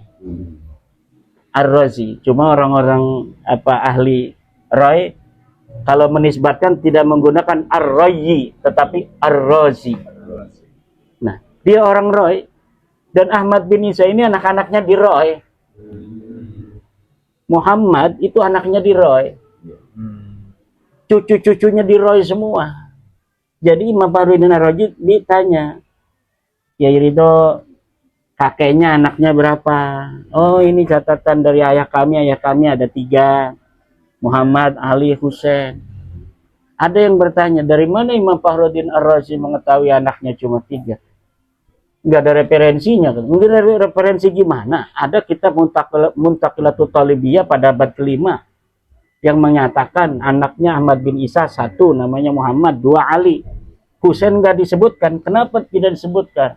Karena Husain ini anak-anaknya kawin dengan sepupu yang kemudian nasabnya ikhtilat dengan Ahmad Asy'arani. Jadi kakeknya ini namanya Ahmad bin Isa, ini namanya Ahmad Asy'arani. Menyebutkannya pada salah. Artinya udah diketahui bahwa Husain ini berketurunan, tetapi keturunannya ikhtilat. Ini sedulur nih, beda ibu. Ini ke Ahmad bin Isa garis lakinya. Ini ke Ahmad Asy'arani. Ahli nasab berikutnya nggak mau nyatet. Yang begini nih nggak boleh dicatat karena di sini potensi kesalahannya besar. Nah, kalau yang ikhtilat begitu disebutkan berketurunan oleh Imam Sajarah Mubarakah itu, tapi tidak dicatat keturunannya siapa. Kenapa? Di situ ada ikhtilat. Seorang ahli nasab yang berhati-hati tidak mau mencatat keturunan yang ikhtilat. Ini sama-sama keturunan Nabi, kawin mengawin anak cucunya. Namanya Ahmad semua. Ini Ahmad bin Isa, An-Naqib, ini Ahmad Asy'arani.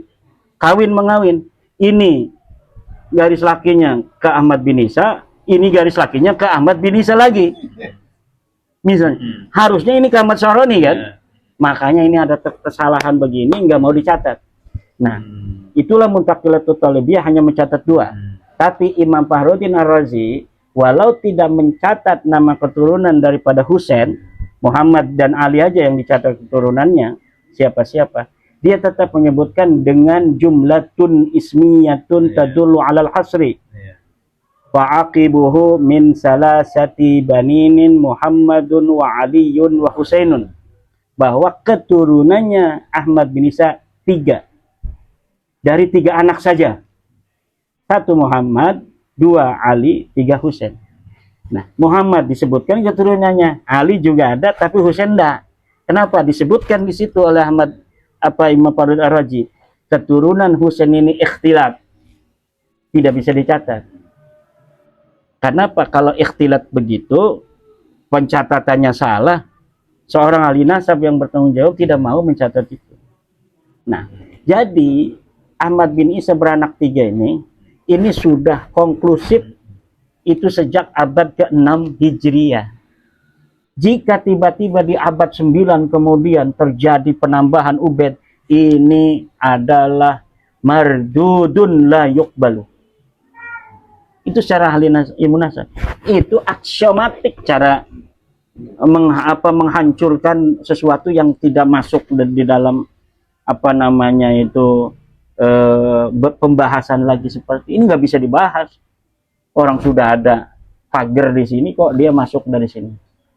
Nah, itu yang terjadi itu ya khotib. Dan ini kita memberi pencerahan bahwa perdebatan itu hanya terjadi pada nadhari dan istidlali. Ini badihi. Tidak diperlukan pemikiran, diperlukannya data. Gak perlu filsafat. Gak perlu. Ini cukup ada dalilnya nggak, ada datanya nggak, mana kitabnya. Nggak perlu katanya, nggak perlu kitab. Husnudon aja nggak bisa kita husnudon. Kopi ini udah pahit, nggak bisa bos. Masa kita ngomong kopi ini manis hanya karena dokter Tolha mengatakan kopi ini manis, sedangkan kita sudah merasakan kopi ini pahit, nggak bisa. Mubahalah. Ayo kata dokter Tolha, ya Imad, kopi itu manis. Kalau nggak percaya, ayo kita mubahalah. Nggak mau dokter, saya sudah merasakan. Mubahalah siapa saja yang salah di antara kita. Kalau kopi ini manis, maka akan hancur lebur. Saya mengiyakan, bahaya dokter itu. Lah saya nggak mengiyakan aja ada yang jadi korban kok. Ada yang jadi korban gara-gara dia mubahalah sendiri. Mubahalah itu walaupun sendiri, kalau dia meyakini sesuatu yang dia tidak tahu, itu konsekuensinya kena. Demi Allah, ini saya pakai Quran, bahwa Balawi nasabnya tersambung pada Rasulullah. Padahal dia tidak tahu. Tidak tersambung lagi. Kalau misalnya tidak tersambung, saya siap kena laknat. Lah, akhirnya kena laknat sendiri. Maka janganlah yang begitu. Saya berkali-kali ditantang, tidak mau tuh dokter. Saya ditantang mubahalah banyak sekali, tidak mau.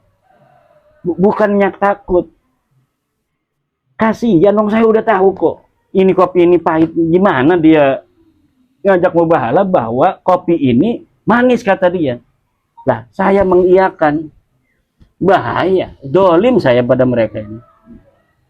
Apalagi dia mubahalahnya bawa anak cucunya.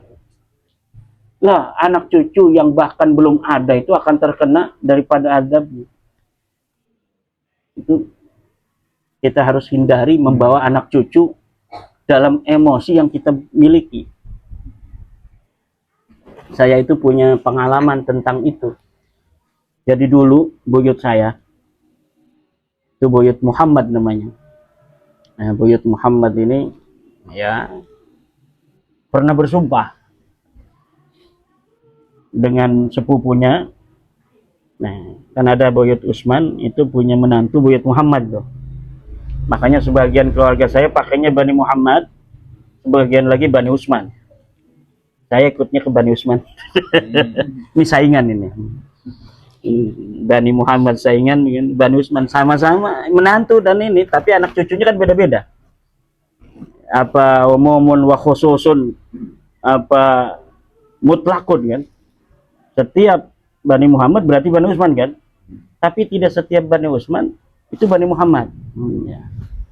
Nah itu Bani Muhammad, buyut Muhammad ini pernah apa namanya itu sepatak kata orang Banten tuh, ribut sama orang, sama sepupunya. Anak cucu saya 7 turunan gak mau di apa kawinkan dengan anak cucu kamu, 7 turunan. Kata buyut saya itu.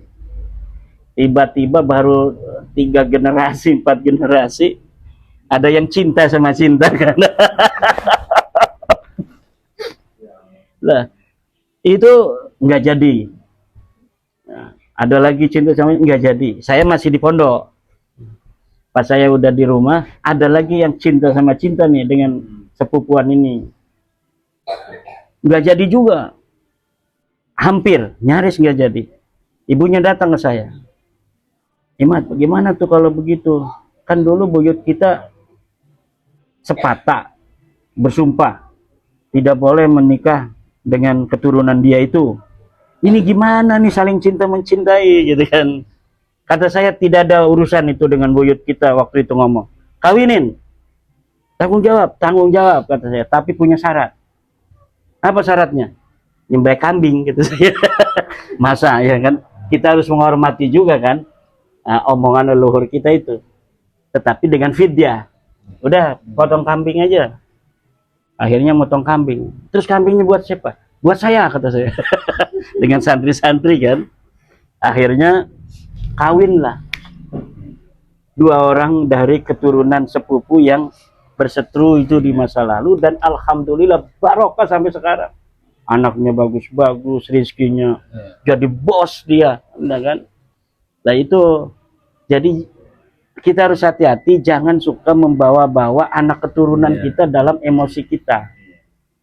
Ini itu Habib Agus Aslan itu, yang tadinya sebelum tes DNA gratis, dia siap menerima apapun juga hasil DNA-nya. Setelah hasil DNA-nya, dia marah-marah kan? Bahkan ngajak sumpah mubahalah dengan saya. Nah, ya kata saya tidak mau saya. Kalau saya meladeni mubahalah itu berarti saya zalim terhadap makhluk Allah. Karena apa? Itu mubahalah nggak sembarangan. Mubahalah itu perintah Allah. Jadi Nabi Muhammad SAW itu diperintahkan untuk bermubahalah kepada orang Nasrani Najran. Itu diperintahkan. Jadi mubahalah itu harus ada sebuah jaminan kebenaran dari Allah, dan itu diperintahkan. Qul ud'u abna'ana wa abna'akum wa nisa'ana wa nisa'akum wa anfusana wa anfusakum summa nabdahil fala'natullah. Ya. Fanaj'al la'natullah 'alal kadzibin. Itu kata Rasulullah dalam hadis-hadis. Saya diberitahu oleh Jibril bahwa Nasrani Najran akan dihancurkan Allah kalau mereka berani besok datang. Untung mereka nggak datang. Orang Kristen ini masalah nasab. Nasabnya siapa? Nasabnya Nabi Isa. Kata orang Nasrani, Nabi Isa itu adalah anaknya Allah. Kata Nabi Muhammad, Nabi Isa itu adalah Abdullah wa Rasuluh, hambanya Allah dan Rasulnya Allah. Nggak terima itu Nasrani Najran. Dari Yaman juga itu. Jadi Nasrani Najran ini dari Yaman. Yaman ini banyak masalah dari sejak zaman dulu. Abraha itu orang Yaman nyerang Ka'bah itu. Abraha itu kata PI. Itu orang Yaman. Jadi mereka itu tidak suka Mekah itu ramai. Mereka ingin yang ramai itu Yaman.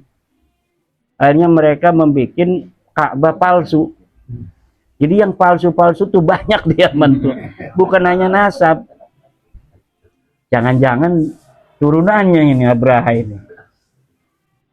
Jadi apa namanya itu, Nabi Muhammad dalam mubahalah itu pertama diperintahkan. Kul itu kan katakan. Jadi Nabi Muhammad disuruh bermubahalah itu. Kul ud'u, panggil. Nah, ya benar. Fakul ta'alau nad'u abna'ana. Iya, ini hafid, alhamdulillah. Kalau saya kan nggak hafid. Ada lagi Pekalongan katanya hafid Quran. Ada apa namanya biografi. Hafid Quran umur 7 tahun, mengarang kitab anu. Kemudian bertorikoh sekian puluh torikoh. Ini udah dipersiapkan kalau sampai bab nasab ini tidak ada, akan dijadikan apa namanya tokoh besar di masa depan ketika sudah meninggal. Tapi dengan adanya apa hari ini pencerahan ini nggak bisa. Alhamdulillah. Nggak bisa. Walaupun sudah ditulis bukunya. Kalau saya kemarin lihatnya itu dari kibinnya aja, dari Facebook. Bikin sudah. Coba orang yang kena kasus apa sodomi aja mati, makamnya dibikin istana, dibikin apa namanya pemakaman yang bagus, dikasih AC, dikasih kelambu kayak ulama besar. Padahal apa dia nulis kitab apa? Dia menemukan teori usul fikih apa? Mengaji kitab apa? Enggak ada. Tapi di masa depan kalau sudah 100 tahun, ini disangkain ulama besar ini. Walaupun pernah terkena kasus sodomi. Semua orang yang sudah meninggal dibesar-besarkan tuh Yai Nurholis ininya, apa sejarahnya. Kayak Malang. Ulama yang hafal 1 juta hadis. Enggak ada. Siapa yang bisa membuktikan dia hafal 1 juta hadis waktu hidupnya? Enggak ada. Muhaddis apa? Siapa guru-gurunya dalam ilmu hadis? Pernah nggak dia ketemu muslim di dunia di zaman ini? Kutubu Sittah saja nggak nyampe 1 juta ya. Lah Bukhari itu cuma 4.000 hadis. Iya, makanya. Katakanlah 4.000 kali 6 berapa cuma? Iya. Lah ada yang masih hidup disebutkan kan? Katanya Umar bin Hafid hafal 100.000 hadis. Kata saya orangnya masih hidup. Saya akan jajal kalau ada yang fasilitasi. Enggak. Gak bakal apa hadis hafal itu. Karena Pak Balawi itu senang meninggi-ninggikan kelamnya sedemikian rupa untuk suatu tujuan yang tidak sesuai dengan kenyataan. Makanya saya pernah mengatakan laisa fihim waliyun bin nakirah. Tidak ada yang jadi wali dari mereka. Makanya nggak perlu kita takut kualat, nggak ada walinya. Nggak ada walinya. Masa iya ada wali dari pemalsu nasab? Orang bohong malsuin nasab jadi wali, nggak ada. Masa ada wali joget-joget? Nggak ada, bos. Malam hari ini saya merasa bersyukur sekali karena di tempat kita di sekretariat PWI LS pimpinan daerah perjuangan Wali Songo Indonesia Kabupaten Purbalingga, kehadiran sang pencerah. Kenapa saya sebut sang pencerah? Ini saya di Purbalingga merasakan 18 kecamatan ini besok mau dilantik sebagai bukti sudah tercerahkan. Masya Allah. Karena ini daerahnya Presiden Prabowo ini. Dan Iya. 100 tahun Nahdlatul Ulama sesuai apa yang sudah dijanjikan oleh Rasulullah. Mungkin akan ada mujaddid pembaharu. Jadi pertama saya bersyukur atas pencerahannya, dan saya yakin bahwa ini adalah satu keberkahan bagi kami. Itu pun ada Romo Kiai Khatib, Romo Kiai Sahal, Romo Kiai Nurholis kita hadir dan memberikan banyak pencerahan dan juga beberapa pertanyaan yang sudah dijawab oleh Kiai Maduddin Usman Al-Bantani. Saya sebetulnya ya sebagai ketua PWI sebetulnya ya ingin menyampaikan gitu atas apa yang menjadi hal yang sedang ramai terkait interupsi PBNU. Jadi karena saya harus tegaskan bahwa PWI ini sebuah organisasi atau perkumpulan yang secara sah mendapatkan pengesahan dari Kementerian Hukum dan HAM. Yang perlu kami tegaskan bahwa kami lahir itu bukan untuk permusuhan,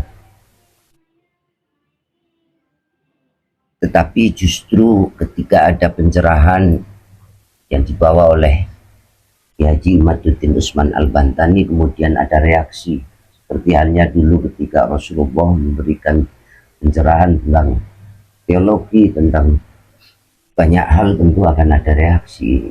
Jadi hanya saya kira saya bersyukur atas apa yang sudah diinstruksikan oleh PBNU. Saya merasa bahwa ini hal yang biasa dalam sebuah organisasi untuk memberikan instruksi kepada jajaran pengurus dalam rangka untuk jangan sampai mungkin bersentuhan dengan hal-hal yang bersifat permusuhan.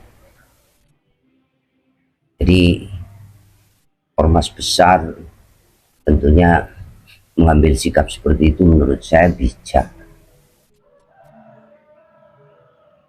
Nah mungkin permasalahan nasab ya cukup diserahkan sama PWI, Kiai Mat dan beberapa pengurus di PWI. Jadi kami tidak merasa risau karena memang itu hal yang biasa dalam sebuah organisasi. Walaupun ada beberapa teman-teman kita yang mungkin tadi disebutkan yang agak tersinggung, ada istilah yang mungkin saya dengar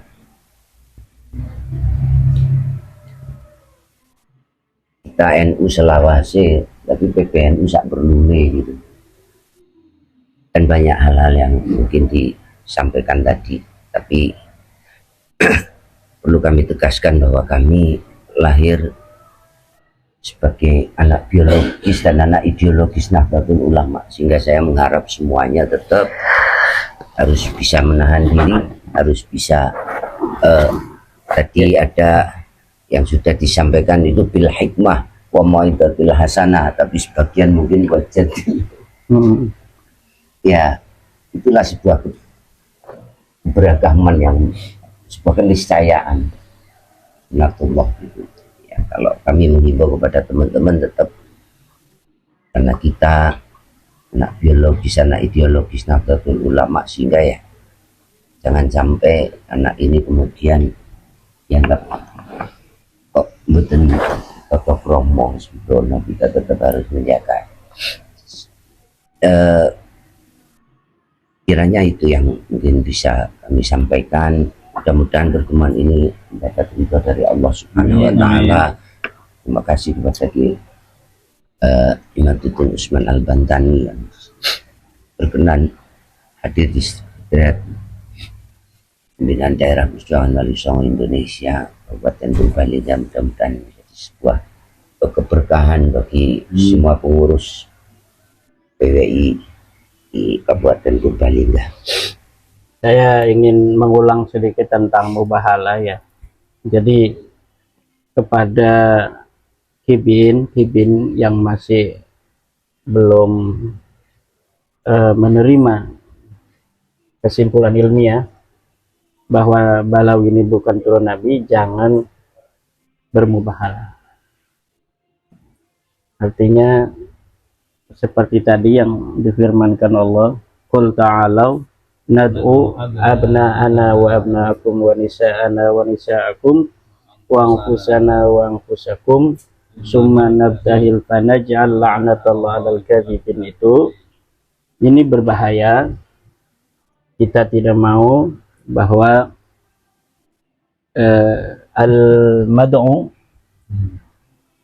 warga NU yang seharusnya mendapatkan kasih sayang dari semua orang-orang yang sedang memberikan pencerahan, kemudian malah dirinya sendiri membuat dirinya mendapatkan laknat dari Allah.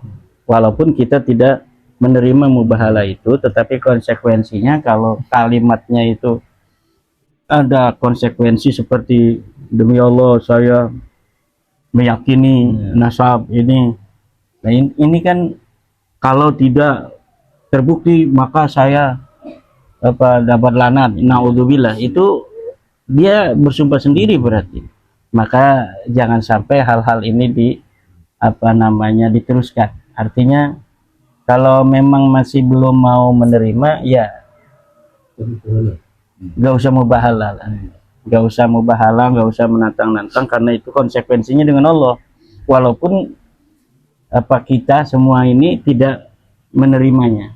Ya, itu yang ingin saya sampaikan. Terakhir mungkin Kiai Khotib. Sepatah kalimat, kita tetap berkhidmat, kita tetap muliakan NU beserta panji-panji dan masyarakat di bawahnya.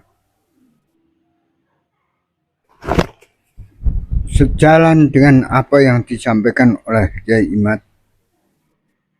mari kita upayakan sebenarnya apa yang dikatakan atau yang diupayakan atau yang dihasilkan dalam penelitian dan tulisan Kiai Imad itu adalah untuk memuliakan warga NU, memuliakan NU itu sendiri.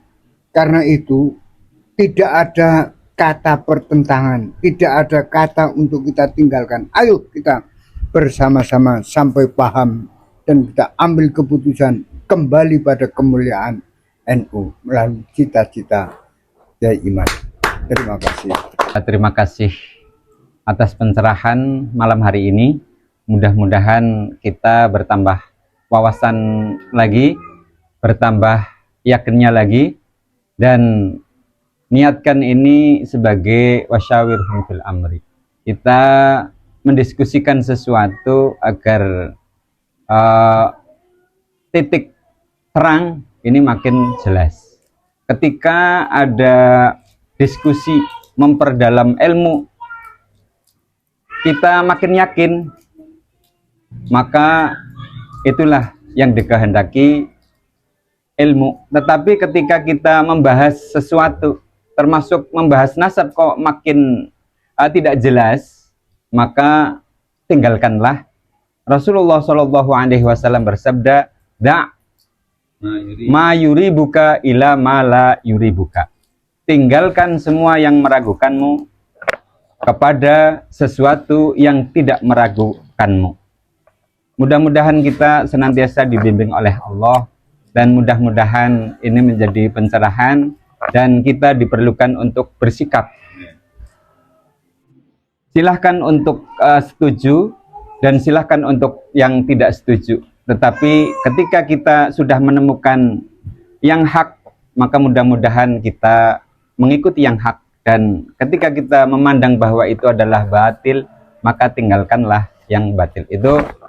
Segala salah mohon maaf yang sebesar-besarnya, dan atas semua diskusi malam hari ini kita hanya bisa menyampaikan wabil khusus kepada Maulana Yai Haji Imaduddin Osman Al-Bantani, mudah-mudahan senantiasa diberi umur panjang, diberi pahala yang berlimpah. Amin ya rabbal alamin. Wallahul muwaffiq ila aqwamit thoriq. Wassalamualaikum warahmatullahi wabarakatuh.